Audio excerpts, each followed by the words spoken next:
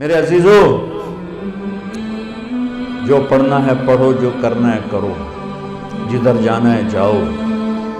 ایک اللہ ناراض نہ ہو، ایک اللہ کا نبی ناراض نہ ہو، یہ فلسفہ قرآن ہے، یہ فلسفہ اسلام ہے، یہ فلسفہ انبیاء کرام ہے کہ یہ امتحان کی جگہ ہے۔ یہاں پیپر دے رہے ہیں، یہ پیپر موت پہ جا کے رزلٹ نکلے گا۔ منفی ہو گیا تو بتا دیا، مثبت ہو گیا تو تھوڑا سا بتا کے بات سمیٹتا ہوں۔ نیکیوں کا پلڑا جھک گیا۔ سب سے زیادہ کیا چیز جھکائے گی؟ اخلاق۔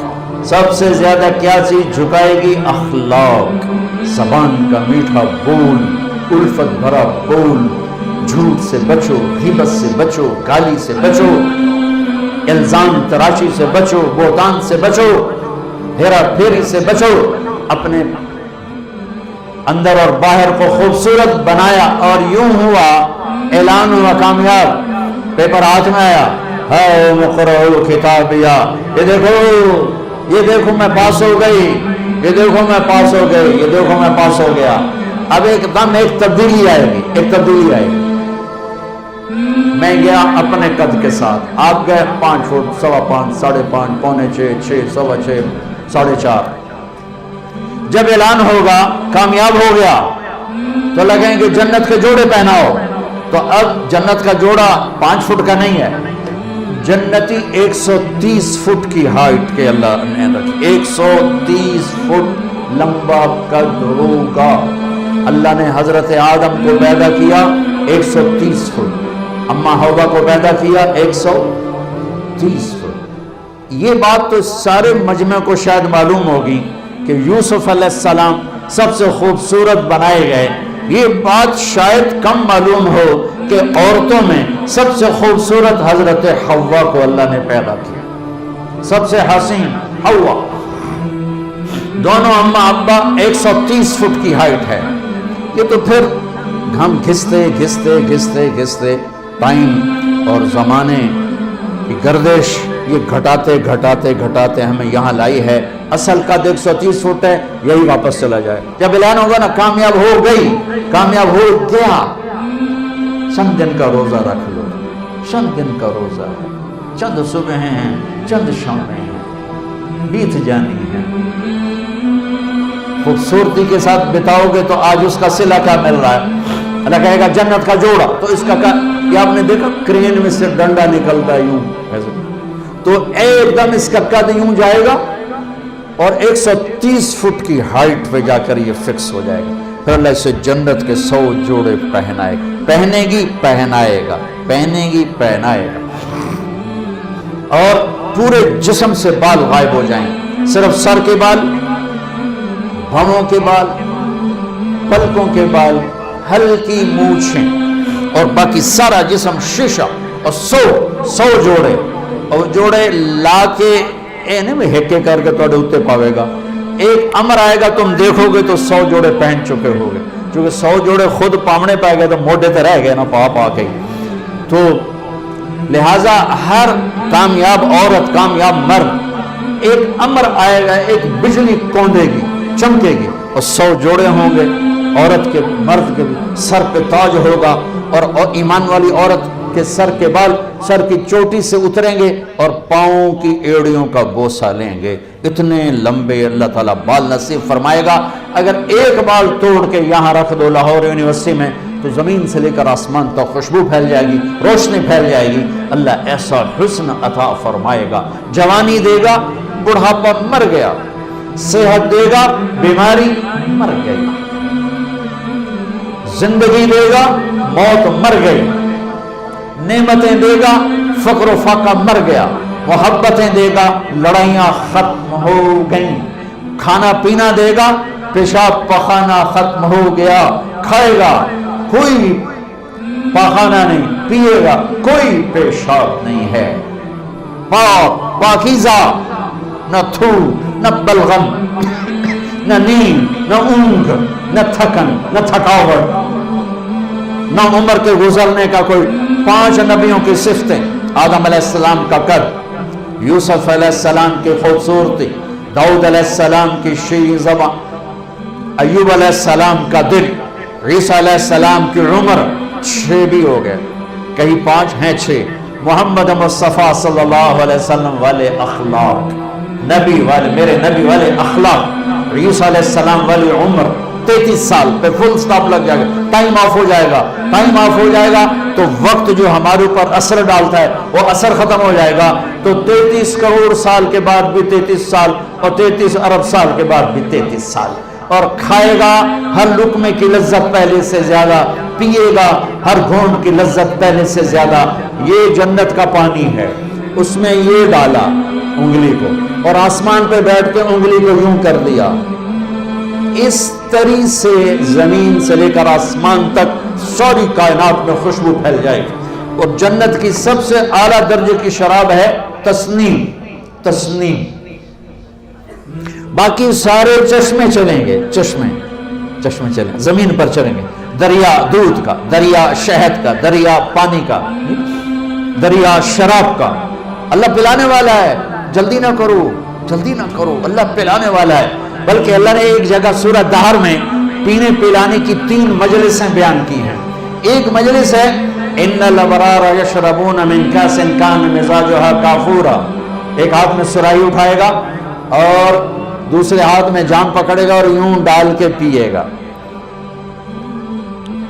ये है 33 नंबर वाली जन्नत, 33 नंबर वाली जन्नत, 33 नंबर वाली सबसे अदना दर्जे की जन्नत है। कि वहां क्या होगा कि वहां खुद डाल के पी रहा है, यहां भी खुदाम होंगे, यहां भी खुदाम होंगे। फर्क बताने के लिए 3 दर्जे कि यहां डालेंगे पिएंगे। दूसरा दर्जा है वयुस्कौन फीहा कासन कान मिजाजुहा जंजबीला, वहां इन खुद नहीं डालेंगे, इनको नीचे है बूफे सिस्टम, आपे पहुंचते आपे खाओ, ठीक। ऊपर वाला दर्जा है खुदाम सिस्टम, नौकर सिस्टम, नौकर डालेगा पेश करेगा, नौकर डालेगा।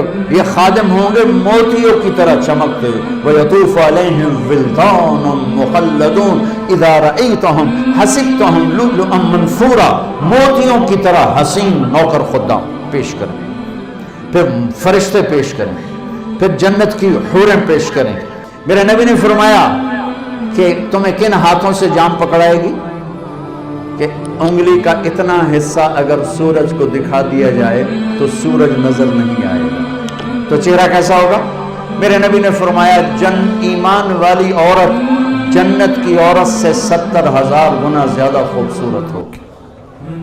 और जन्नत की औरत का हुस्न मैंने ये बताया इतना। और 7 समंदर में थूक डाले तो 7 समंदर शहद से ज्यादा मीठे हो जाएंगे। उसको थूक आता नहीं, थूक तो ऐब है, एवं थोड़ियां राला कठियां कोठियां करके जोर जोर मार के थू थू करे तो अगर कोई एक आध कतरा भी समंदर में चला गया, कई साल हो गए समंदर का सफर हर साल हो जाता है, कहीं ना कहीं समंदर का सफर हो जाता है। जब मैं समंदर की वसअतों में आता हूं तो मुझे हदीस याद आती है, या अल्लाह क्या बनाया है तूने, इतने बड़े समंदर और एक कतरा उसका एक राल उसके टपक जाए तो 7 समंदर शहद से ज्यादा मीठे हो जाएंगे। सुभान अल्लाह, सुभान अल्लाह। तीसरा दर्जा, आहा अल्लाह हमें उसमें बना दे, आमीन तो कह दो। वो क्या है? वहां ना हूरें हैं, न फरिश्ते हैं, न नौकर हैं, न बूफे है। वहां है वसक़ाहुम रब्बुहुम शराबन तहूरा, वहां अल्लाह खुद पिला रहा हो। खुदा खुद मीर मजलिस बूद शब जाए कि मन बूदम अमीर खुशो, वहां अल्लाह होगा खुद पिलाएगा। वसक़ाहुम रब्बुहुम शराबन तहूरा। वो नीचे वाले कहेंगे यार तो ये किमें लग गया, वो खुद कहेंगे नीचे, वो कहेंगे या अल्लाह ये इतना प्रोटोकॉल हमें क्यों मिला, हमें क्यों मिला, आप खुद ही साकी बन गए। तो अल्लाह फरमाएगा इन्ना हाज़ा कान लकुम जज़ा व कान सअयुकुम मशकूरा, मैं देखता था तुम्हें, नाफरमानी में तुम फरमा बरदार थे, बदकारियों में तुम पाक दामन थे, हराम के चक्करों में तुम हलाल पे थे, गफलतों के देश में तुम बेदार थे, तुम्हारी रात मेरी याद में गुजरती थी। आंसू बहाते, मैं देखता था आज तेरा रब साकी है, पी। अल्लाह अकबर। जन्नत के मिलने के बाद भी एक खला बाकी होगा, जब अल्लाह पर्दा हटा के सामने आएगा और अपना दीदार कराएगा, बस वही काम हो जाएगा। और एक आपको अजीब बात बताऊं, आप जन्नत के नेमतों को देखेंगे इन दो आंखों से, आप जन्नत के नगमे सुने। अल्लाह जुनैद जमशेद की मग़फ़िरत फरमाए, मुझसे एक दफ़ा कहने लगा, हम जो गाना तैयार करते हैं ना वो 3.5 मिनट का होता है, 3.5 मिनट, और उस पर भी हमें महीना लग जाता है, इससे भी ज़्यादा लग जाता है। मैंने कहा 4 मिनट भी नहीं, 3.5 क्यों? कहने लगा बोर हो जाते हैं लोग, इतना लंबा सुनते नहीं, बोर हो जाते हैं। मैंने कहा जन्नत में जब अल्लाह महफिल मौसीकी सजाएगा ना, महफिल मौसीकी सजाएगा, तो पहला नगमा 70 साल का होगा, 70 साल। वो होगा जन्नत की हूरों से, अल्लाह कहेगा जन्नत की लड़कियों से, ये मेरे बंदे आए हैं, ये दुनिया में नहीं सुनते थे, आज इन्हें सुनाओ। तो जन्नत की लड़कियों की आवाज होगी और जन्नत के दरख्त साज बनेंगे और हवा म्यूजिक डायरेक्टर बनेगी, हवा उन्हें डायरेक्शन देगी।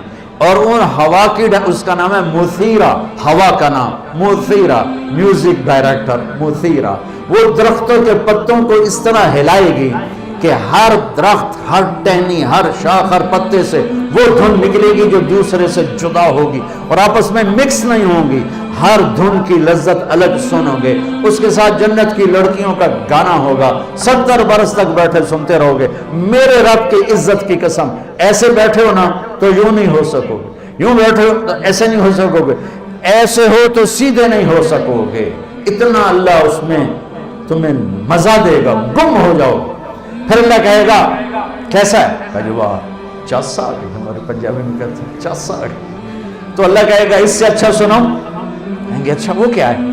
तो अल्लाह कहेंगे या दाऊद, दाऊद आओ बैठो, ये मेरे बंदे बंदियां हैं, इन्हें आज खुश करो।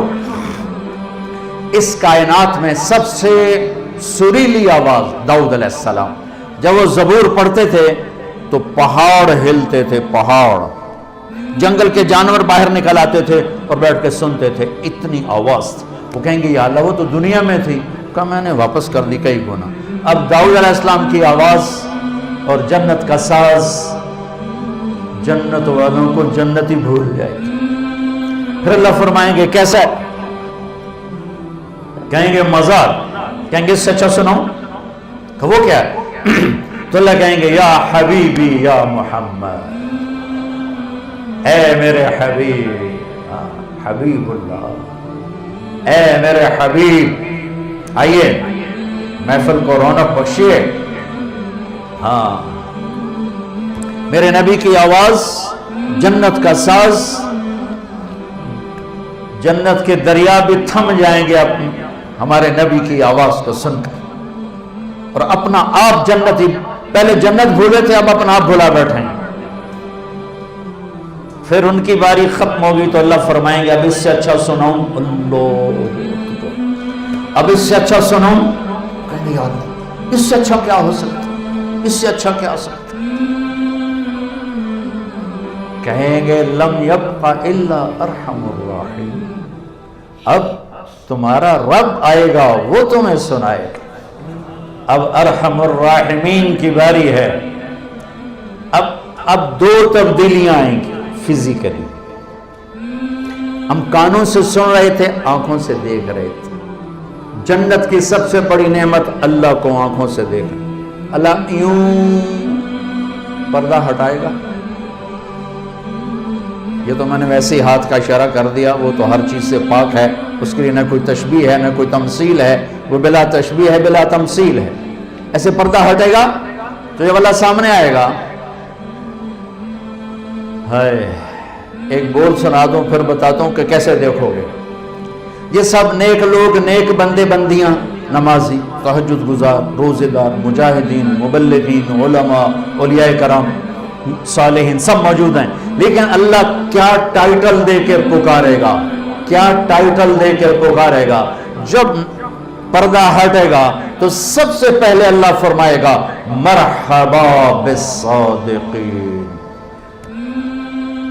آپ کا رب سچے بندوں کو مرحبا کہتا ہے۔ سچ، میں نے بیان شروع یہاں سے کیا تھا، سچائی، دیانتداری، پاک دامنی، انصاف جس قوم میں ہوگا ان کے جھنڈے لہراتے رہیں گے۔ جھوٹ، دھوکہ، بدکاری، فحش، ظلم جس قوم میں ہوگا ان کے جھنڈے ہمیشہ سرنگوں رہیں گے، پورب پشچم کی ہوائیں بھی انہیں اڑا نہ سکیں گی، ذلت پستی مقدر ہوگی۔ آج اللہ یہ نہیں کہہ رہا میرے نمازی آ گئے، کہے گا میرے سچے بندے آ گئے، میں مرحبا کہتا ہوں۔ اب سنو، اب یہ جو اب اللہ کو دیکھو گے نا، یہ آنکھیں ناکافی ہیں، ناکافی ہیں، یہ احاطہ نہیں کر سکتے، احاطہ تو پھر بھی نہیں ہو سکے گا۔ ہمارے جسم میں کوئی خرب سیلز ہیں، اور ہر سیل میں ہر چیز بننے کی اللہ نے طاقت رکھی ہے۔ یہاں بھی آنکھ بن سکتی ہے، یہاں کان بن سکتا ہے، ہر سیل۔ اور جو تمہارے ڈاکٹروں کی بات ہے 10 خرب کم و بیش زیادہ، یہ اندازہ ہی ہے، اس سے بھی زیادہ ہوگا۔ 10 خرب کا مجھے لفظ یاد پڑتا ہے، 10 خرب سیلز اینٹوں سے ہمارا جسم بنا ہے۔ جب اللہ سامنے آئے گا، یہ آنکھ نہیں، ہر سیل کو اللہ آنکھ کی طاقت دے گا، اور آپ پورے جسم سے اللہ کو دیکھو گے، پورے جسم سے۔ خوبصورت شکل آنکھوں میں آتی ہے تو اندر تک چلی جاتی ہے، جب سارے وجود سے اللہ کا نور اندر جائے گا تو کیا حال ہوگا۔ اور جب اللہ اب اللہ کیا سنائے گا؟ اب اللہ قرآن سنائے گا، اللہ قرآن سنائے گا۔ اب یہ تمہارے کان نہیں سنیں گے، سر سے لے کر پاؤں تک جتنے سیلز ہیں سب میں اللہ کان کی طاقت پیدا کرے گا، تمہاری پوری باڈی اللہ کے قرآن کو سنے گی، اللہ کے کلام کو سنے گی۔ پھر اللہ ایک ایک کا نام لے کر کہے گا کیا حال ہے، خوش ہو، ٹھیک ہو، راضی ہو، خوش ہو، کوئی تکلیف؟ ایک مرد عورت ایک سب کا نام لے کر پھر اللہ کہے گا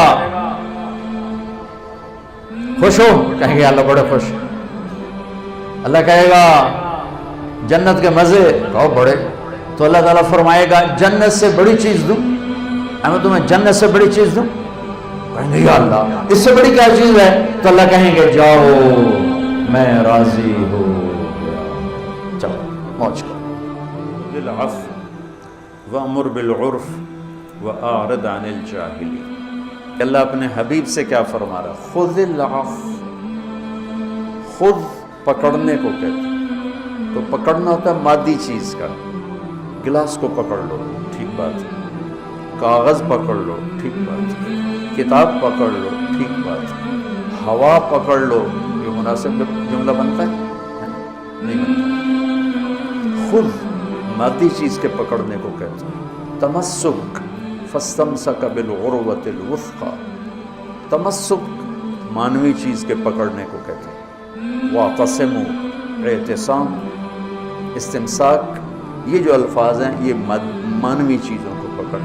یہاں اللہ نے معاف کرنے کو ایک جسم بنایا ہے خود کے ذریعے سے، اور اپنے نبی سے فرمایا پکڑ لو میرے حبیب معاف کرنے کو، چھوڑنا نہیں معاف کرنے کو، ہر حال میں آپ نے معاف کرنا ہے۔ جان سے بڑھ کر کوئی دشمن ہوتا ہے، آپ کے درخت کے نیچے آرام کرتے ہوئے بدو نے تلوار آپ ہی کی اٹھائی اور آپ کے پسلی میں ماری، ایسے جہاں چبوئی، آپ یوں ہو کے اٹھ کے بیٹھ گئے تو آگے تلوار سیدھی کر لی۔ یہ اس کا نام تھا غورث، بدو تھا غورث۔ کون بچائے گا تمہیں؟ تو آپ مسکرائے، صحابہ دور دور سوئے ہوئے تھے، تو آپ نے مسکرا کے فرمایا اللہ۔ اللہ کہنا تھا کہ اس کا ہاتھ کانپنے لگا تو تلوار گر گئی، اب تلوار آپ نے اٹھا کے سیدھی کی۔ آپ نے کہا تجھے کون بچائے گا؟ کہنے کہا میں نے تو ہی بچاؤں گا، اس کو تو اوپر والے کا پتہ نہیں، تو کہتا ہے مجھے تو ہی بچائے گا، کون خیر عاقب۔ تو آپ نے فرمایا کلمہ پڑھتے ہو؟ کہتا ہے نہیں۔ کہا جاؤ معاف کیا۔ جب وہ کہہ رہا کلمہ نہیں پڑھتا تو اب نبی کے قتل کا ارادہ کر کے آئے، اسے قتل کیا جائے، کلمہ پڑھ لیتا تو معاف تھا۔ اس نے کہا نہیں میں کلمہ نہیں پڑھتا، کہا جاؤ معاف کیا، خذ العفو، میرے محبوب معاف کرنے کو پکڑ لیجیے۔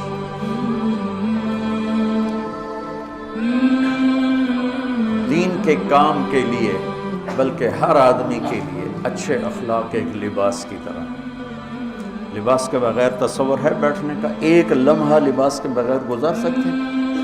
میں 15-20 منٹ کے بعد پانی کا گھونٹ پیتا ہوں، 15-20 منٹ میرے گزر جاتے ہیں۔ کھانا تو ایک وقت کا کھا کے 6 گھنٹے کے بعد ضرورت پڑتی ہے، 7 گھنٹے کے بعد ضرورت پڑتی ہے، لیکن لباس 7 سیکنڈ کے لیے بھی جدا نہیں ہو سکتا۔ تو میں اس آیت سے میں نے یہ مطلب نکالا ہے، اور میں تشبیہ دیا کرتا ہوں کہ یہاں اخلاق کو اللہ نے لباس بنایا ہے اور ہمیں اس میں انسان بنایا ہے، اور ہمیں اس میں دعوت کا کام عطا فرمایا ہے کہ اوپر خذ العفو، نیچے اعرض عن الجاہلین، اور درمیان میں وأمر بالعرف۔ سبحان اللہ، خذ العفو، یہاں اعرض عن الجاہلین، یہ ہے وأمر بالعرف، کہ دین کے کام کرنے کے لیے اوپر بھی اخلاق لاؤ، نیچے بھی اخلاق لاؤ، پھر دین کا کام کرو تو لوگ قبول کریں گے، ورنہ کڑوا سمجھ کے تھوک دیں گے۔ کیوں آج لوگ مسجدیں کیوں ویران ہو گئی؟ شکر ہے تبلیغ کی محنت سے مسجدیں کچھ آباد ہوئی ہیں، یہ نوجوان نسل آنا شروع ہوئی ہے، ورنہ تو مسجد میں بوڑھوں کے سوا کوئی ہوتا ہی نہیں تھا۔ تو ہم تبلیغ والوں کو دعا دیں، جن کے گشتیں اور جن کے رونے دھونے اور جن کے پیدل سفر، جن کی قربانیاں بے لوث قربانیاں، جس پر اللہ تعالیٰ نے ایک بہت بڑے مجمع کا رخ پھیرا۔ تو اللہ کا فضل ہے کہ ایک ہوا چلی ہے اور ایک نظام بنا ہے، اور اس کے پیچھے اس تبلیغ کی خوبصورت محنت ہے، اور اس میں کوئی شک نہیں کہ انہوں نے صبر کے ساتھ، اخلاق کے ساتھ، اگر جیسے اللہ کہہ رہا ہے ویسے اخلاق ہوتے تو پتہ نہیں کتنے باطل کی دیواریں ٹوٹ چکی ہوتی۔ وہ 40 دن کے لیے اخلاق ہوتے ہیں، گھر میں جا کے کرتا اتار کے پھر وہی خان صاحب بن جاتے ہیں، میاں صاحب بن جاتے ہیں، چودھری صاحب بن جاتے ہیں، نواب صاحب بن جاتے ہیں، وہ سارے اخلاق تبلیغ میں ہی چھوڑ کے آ جاتے ہیں۔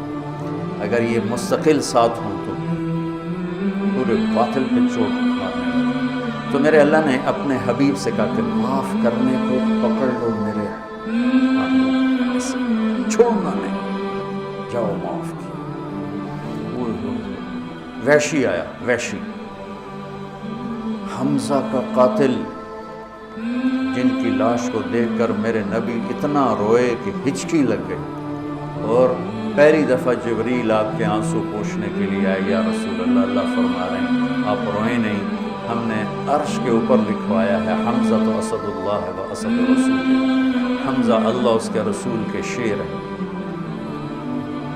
آتے کہنے لگا میں آپ سے پناہ کا طلبگار ہوں، پوچھنا چاہتا ہوں۔ تو اسلام کہتا ہے وَإِنْ أَحَدٌ مِّنَ الْمُشْرِكِينَ اسْتَجَارَكَ فَأَجِرْهُ حَتَّى يَسْمَعَ كَلَامَ اللَّهِ۔ تو آپ نے فرمایا اگر تم مجھ سے پناہ نہ مانگتا تو مجھے زیادہ پسند تھا کہ تیرا سر اڑا دیتا، لیکن تو نے پناہ کی طلب کی ہے تو تجھے پناہ ہے، بول کیا کہتا۔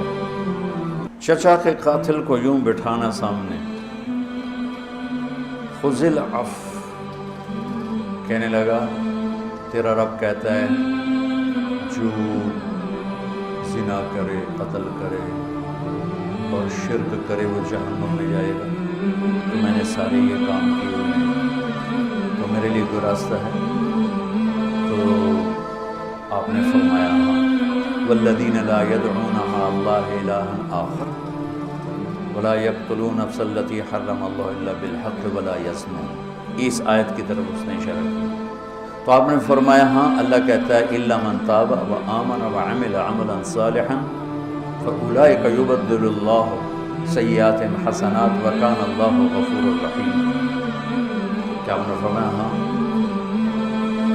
کہ جو توبہ کر لے، ایمان لائے، عمل کرے، اللہ اس کے گناہوں کو نیکیوں میں بدل دیتا ہے، اور اللہ بڑا مہربان ہے، اس کی بات تو بعد میں بتاؤں گا، لیکن یہ ایک اللہ کی طرف سے رحمت کتنی بڑی ہے کہ ایک آدمی زندگی بھر گناہ کرتا ہے، پھر وہ توبہ کرتا ہے، جب وہ توبہ پہ پکا ہو جاتا ہے اللہ تعالیٰ پچھلے گناہوں کو مٹا کے اتنی نیکیاں لکھ دیتے۔ تو وہ کہنے لگا آپ نے مجھے امن تو دیا ہے نا، امن تو دیا ہے نا، یعنی مجھے کچھ کہو گے تو نہیں، لیکن مصیبت یہ ہے کہ یہ شرطیں بڑی سخت ہیں، توبہ بھی کروں، ایمان بھی لاؤں، عمل بھی کروں، یہ میرے بس کا نہیں، کوئی اور بتاؤ، کوئی اور بتاؤ۔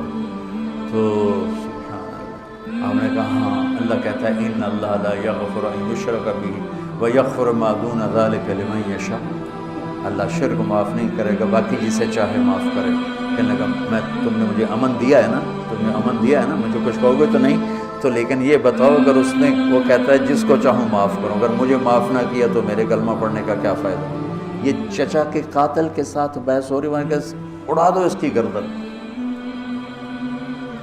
جس نے کلیجہ کاٹ کے رکھ دیا حمزہ، کہا وہ مجھے معاف نہ کرے تو پھر میرے کلمہ پڑھنے کا کیا فائدہ۔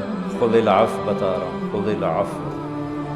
آپ نے کہا ہاں، میرا اللہ کہتا ہے یا عبادی الذین اسرفوا علی انفسہم لا تقنطوا من رحمت اللہ ان اللہ یغفر الذنوب جميعا انہ هو الغفور الرحیم۔ اے میرے نافرمان بندو، گھبرانا نہیں، توبہ کرو، سارے معاف کرو۔ کہنے لگا اما ھذا فنعم، یہ ہوئی نا بات۔ تو پھر اس نے کلمہ پڑھا، اتنے نخرے چچا کے قاتل سے اٹھائے۔ ہمیں کوئی اوئے کر دے تو ہم زندگی بھر اس سے بولنا چھوڑ دیتے، تو تم نے اوئے کیوں کی تھی، تم نے اینج کیوں ویکھے۔ اتنا تکبر اندر اترا ہوا ہے، عجب اتنا اندر میں اترا ہوا ہے۔ دین کا عجب ہے تو اپنے سوا سب کو کافر سمجھ رہے ہیں اور اپنے آپ کو جنت کے ٹھیکیدار سمجھ رہے ہیں، باقی سب جہنم میں جائیں گے، بس ہم ہی جنت ہیں۔ ارے بھائیو، جس نے کلمہ پڑھا ہے انشاءاللہ کلمے پہ موت آئے گی، جنت میں جائے گا، چاہے سیدھا چلا جائے، چاہے دو ہوتے جاوے بس دو چار کھلے پولے کھا کے پہنچ جاوے گا انشاءاللہ۔ یہ ایسی نفرت، یہ وہ اہل حق ہی نہیں ہے جو صرف اختلاف رائے پر نفرت کا شکار ہو جائے، ان کو اہل حق کہلانے کا حق ہی نہیں۔ انبیاء کا مزاج ہے، جو جتنا دین سے دور ہے اتنی اس سے محبت کرو، اتنا اس کو قریب کرو، شاید توبہ کر کے جہنم سے بچ جائے۔ خذ العفو، میرا اللہ کہہ رہا ہے میرے محبوب معاف کرنے کو تھام لے۔ اور پھر ایک آیت چھوڑ کر آگے کہہ رہا ہے وَأَعْرِضْ عَنِ الْجَاهِلِينَ، اور جو جاہل سے مراد جاہل نہیں، زیادتی کرنے والے۔ وَأَعُوذُ بِكَ مِنْ أَنْ أَجْهَلَ أَوْ يُجْهَلَ عَلَيَّ، یہ یہاں مراد کہ زیادتی کرنے والے اگر زیادتی کریں تو آپ درگزر فرمائیں، اب منہ پھیر لیں جیسے مجھے کہا ہی نہیں۔ امام زین العابدین سبحان اللہ، ایک آدمی آپ کو گالیاں دینے لگا تو آپ منہ یوں کر کے بیٹھے، آل رسول کو گالیاں دے رہا ہے، جگر گوشہ رسول کے جگر کو گالیاں دے رہا ہے۔ وہ جگر گوشہ، وہ مطلب وہ ابھی تو صرف ایک واسطہ آگے بڑھا ہے، دو واسطے آگے بڑھے ہیں، تو آپ کی شان میں گستاخی کر کے گالیاں دے رہا ہو، آپ یوں کر کے بیٹھ رہے ہیں۔ وہ یہ سمجھا کہ انہوں پتہ ہی کوئی نہیں، میں نادے نال گل کر رہے ہیں، تو سامنے آ کر کہنے لگا ایاک عنی، تینوں گالی کر رہے ہیں۔ آپ نے فرمایا وعنک اغضی، میں بھی تمہیں ہی معاف کر رہا ہوں۔ تو ایک دم پاؤں پکڑ کے چومنے لگا کہ اہل البیت کے ایسے ہی اخلاق ہوتے، آل رسول کے یہی اخلاق ہوتے۔ ایک آدمی نے آ کر کہا حضرت فلاں آدمی آپ کے بارے میں یہ کہہ رہا تھا، یہ کہہ رہا تھا، یہ کہہ رہا تھا۔ آپ نے فرمایا اگر وہ سچ کہہ رہا ہے تو اللہ مجھے معاف کرے، اور اگر وہ جھوٹ کہہ رہا ہے تو اللہ اس سے معاف کرے۔ سبحان اللہ۔ بچوں پڑھو سیرت، پڑھو اپنے نبی کی زندگی، صحابہ کی زندگی، اہل البیت کی زندگی، اللہ کے نیک بندوں کی زندگی، اولیاء کرام کی سیرت پڑھو کہ کس طرح، مطلب معذرت کے ساتھ جتنا دین صوفیاء نے پھیلایا ہے اتنا علماء نے نہیں پھیلایا، کہ علماء کیل و کال کے جھگڑوں میں اور صوفیاء اخلاق کا پیکر ہوتے تھے، حسن سلوک اور اخلاق سے لوگوں کا دل جیت، عالم بھی ہوتے تھے عالم بھی جتنے بڑے نام ہیں سب علم والے ہیں۔ انڈیا کی سرزمین پر جن کا نام گونجا، خواجہ معین الدین اجمیری چشتی رحمۃ اللہ سید، وہ اہل علم ہوتے تھے، پھر اہل تصوف ہوتے تھے، پھر ان کے اخلاق کی گونج لوگوں کے دلوں کو خرید لیتی تھی۔ خشک مزاج اور خشک کلام تو سکی روٹی طرح کھا سکتے ہو۔ سکی روٹی پراٹھا میں پیا ہوا ہے، سکی روٹی کھاؤ تو بیمار بھی آکھے گا پراٹھا ہی کھانا۔ ایک آدمی میٹھے بول مجھ سے بولتا ہے، لوگ اس کی زیادہ سنتے ہیں۔ ایک کی زبان پہ گالی اور فتوے کے سوا ہے ہی کچھ نہیں، کون سنتا؟ ہم لوگوں کو ہماری نئی نسل دین سے متنفر ہو گئی۔ تو میرا اللہ کہہ رہا ہے خذ العفو، معاف کرنے کو میرے نبی یوں پکڑیے، وأمر بالعرف، درگزر کیجیے اور بھلائی کی بات کیجیے۔ عرف معروف، معروف کہتے ہیں اس چیز کو جس کا اچھا ہونا سب کو معلوم ہے۔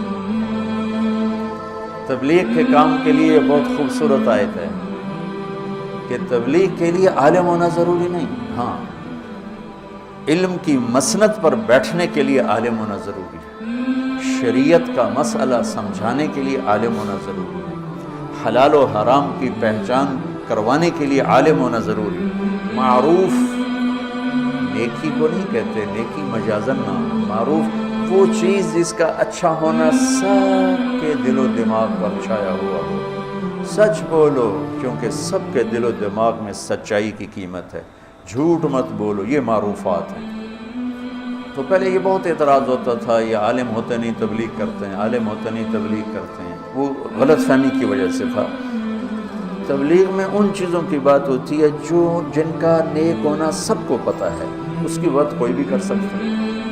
مسائل بتانے ہیں، شریعت بتانی ہے، فقہ کا کوئی مسئلہ بتانا، عالم ہونا ضروری ہے۔ اس کے لیے ہم کسی عالم سے رجوع کریں گے، وہ عالم ہی اس سیٹ پر بیٹھ کر وہ بات بتا سکتے ہیں۔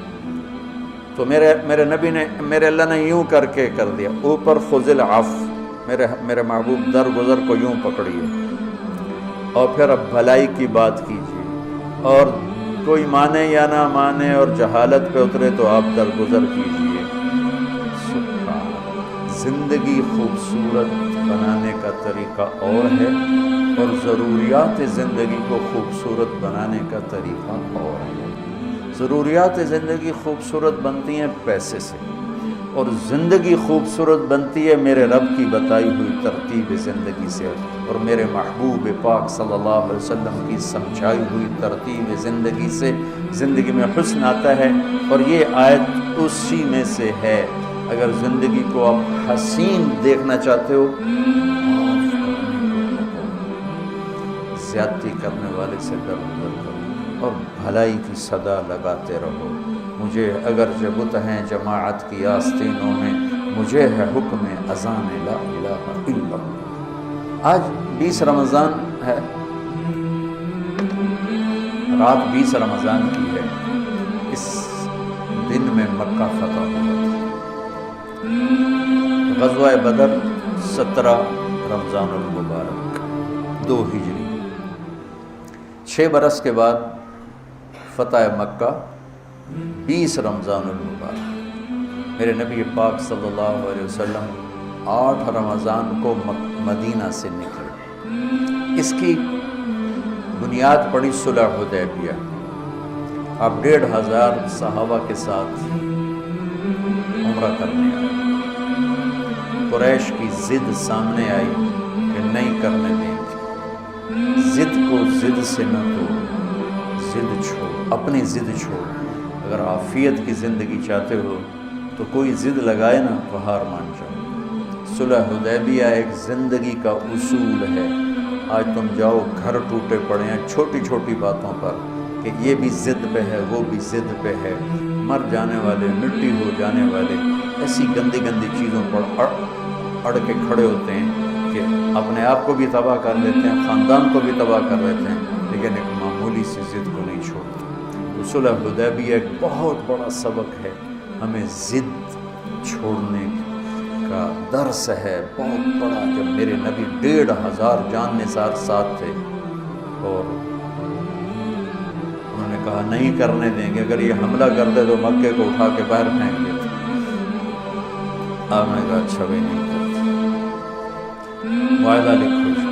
تو حدیبیہ میں ایک معاہدہ لکھا گیا کہ اس سال واپس جاؤ گے، عمرہ نہیں کرو گے. اور صحابہ میں احتجاج، نہیں ہم کر کے جائیں گے. اگلے سال آؤ گے عمرے کے لیے، ہتھیار نہیں لاؤ گے، 3 دن مکہ میں ٹھہرو گے، چوتھے دن نکل جاؤ گے. ہم میں کوئی کلمہ پڑھ کے مدینے جائے گا اسے واپس کرو گے، تم میں سے کوئی کلمہ چھوڑ کے مکے آئے گا ہم واپس نہیں کریں گے. اب شرطیں سن رہے ہو کیسی سخت شرطیں. 10 سال کے لیے جنگ بند ہوگی، جو قبیلہ جس کے ساتھ جڑنا چاہے جڑ جائے. 2 قبیلے آپس میں لڑیں تو مکے والے اپنے ساتھ جڑنے والوں کی مدد نہیں کریں گے اور مدینے والے اپنے ساتھ جڑنے والوں کی مدد نہیں کریں گے. یہ ایک معاہدہ میں یہ بھی ایک تحریک. تو معاہدہ طے ہو گیا. تو 2 سال میں جتنے لوگ مسلمان ہوئے، پچھلے 18 سال میں اتنے مسلمان نہیں ہوئے تھے. تو صلح ہو گئی، امن ہو گیا، دھڑا دھڑ لوگ ایمان میں آئے. ایک قبیلہ بنو بکر، انہوں نے دوستی لگائی مکے والوں سے. اور ایک ہے بنو خزاعہ، انہوں نے دوستی لگائی مدینے والوں سے. ان دونوں میں ہو گئی کسی بات پہ لڑائی. تو ابو سفیان نے در پردہ چپکے چپکے بنو بکر کی مدد کی، جس سے بنو خزاعہ کو شکست ہوئی اور ان کے کافی بندے مارے گئے. اور یہ بات کھل گئی کہ یہ مکے والوں نے معاہدے کی خلاف ورزی کی.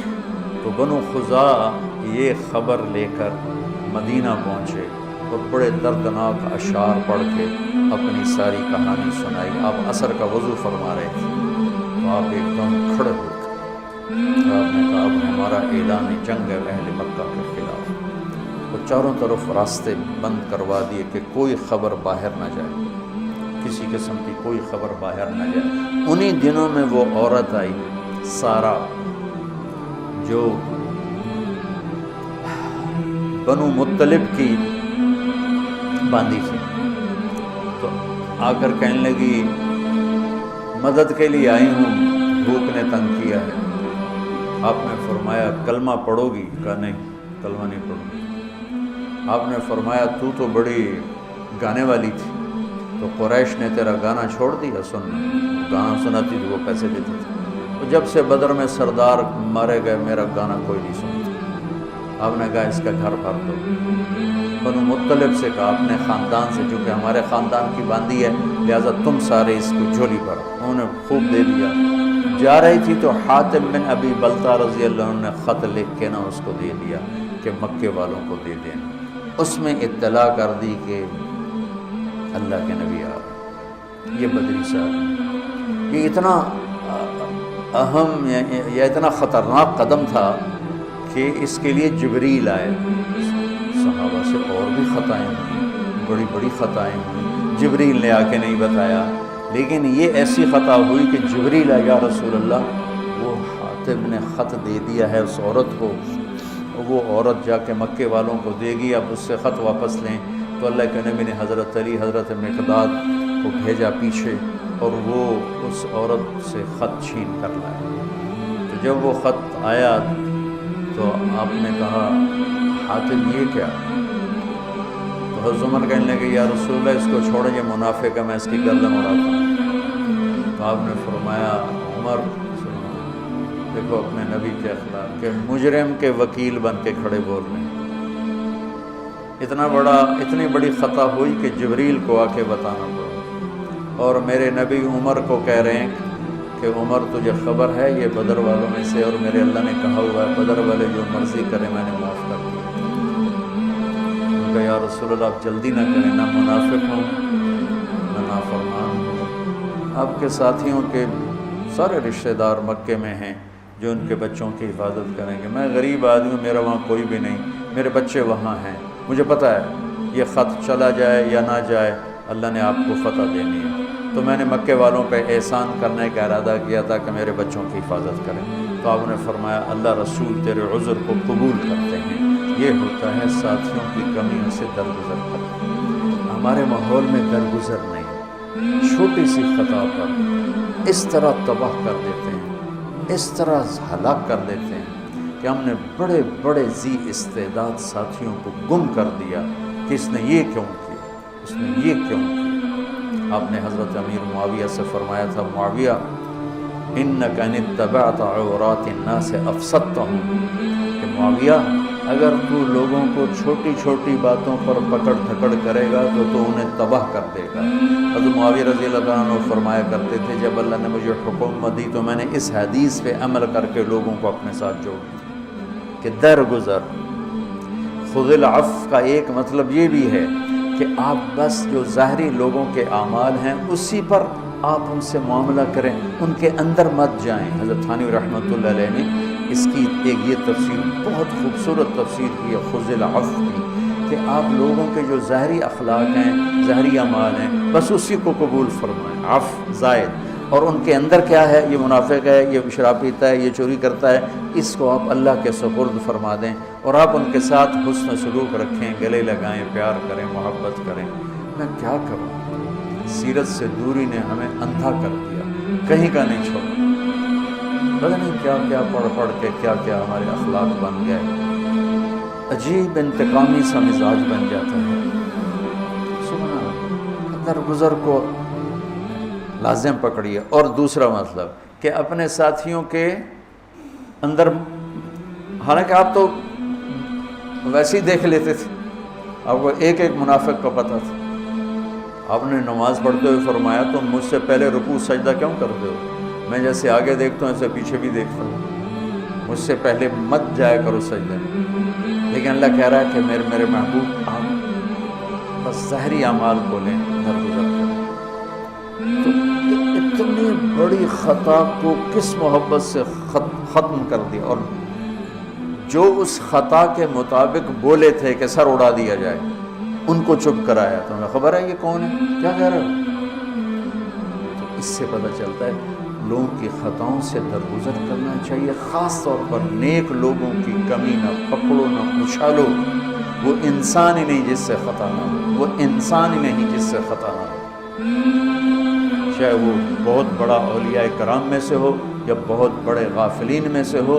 خطا انسان کی زندگی کا لازمی حصہ ہے، معصومین اس سے پاک ہیں، باقی سب کمی زیادتی کے ساتھ ہی زندگی چلتی ہے۔